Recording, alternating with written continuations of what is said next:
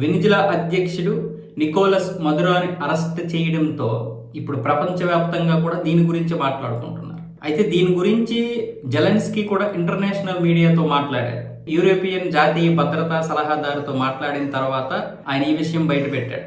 ఎవరైనా మాట వినకపోతే ఇలాంటి పద్ధతే చేయాలి, నియంత్రణలకి ఇదే కరెక్ట్, నియంత్రణని దారికి తెచ్చుకోవడానికి ట్రంప్ చేసినటువంటి విధానం నాకు బాగా నచ్చిందంటూ జెలెన్స్కీ అయితే చెప్తున్నాడు. అంటే పుతిన్ను ఉద్దేశించి ఆ విధంగా కోపం అయితే వెలిబుచ్చుతున్నాడు. నియంత్రణని దారికి తెచ్చుకోవాలి, ట్రంప్ కూడా ఇదే విధంగా పుతిన్ను కూడా చేస్తాడని నేను ఆశిస్తున్నానంటూ ఈ జెలెన్స్కీ అయితే చెప్పినటువంటి వ్యాఖ్యలు ఇప్పుడు ప్రపంచవ్యాప్తంగా కూడా వైరల్ అవుతున్నాయి. ఇప్పుడు అమెరికాలోనే ట్రంప్ చేసినటువంటి ఈ యొక్క పని ఏదైతే ఉందో, నికోలస్ని ఆయన భార్యని అరెస్ట్ చేయడం మొత్తం అంతా కూడా వ్యతిరేకిస్తున్నారు. కాంగ్రెస్ సభ్యులు వ్యతిరేకిస్తున్నారు, చాలా మంది సీనియర్ నేతలు కూడా వ్యతిరేకిస్తున్నారు దీన్ని. ట్రంప్ పుతిన్ జోలికి వస్తే ప్రపంచం తగలబడిపోతుంది. పుతిన్ జోలికి రాలేడని తెలుసు, పుతిన్ని బెదిరించడం కూడా చేత కాదు ఎవరికి కూడా.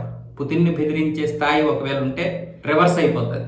ట్రంప్నే తీసుకొచ్చి అరెస్ట్ చేసేస్తారు, లేదా ట్రంప్నే నిర్బంధించేస్తారు. అంత క్యాపబుల్ ఉంది రష్యాకి. కాబట్టి ఈ జెలెన్స్కీ ఇవన్నీ కూడా కేవలం ఆనందం, అంటే ఏదో ఒక విధంగా సాటిస్ఫాక్షన్ కోసం మాట్లాడినటువంటి మాటలే.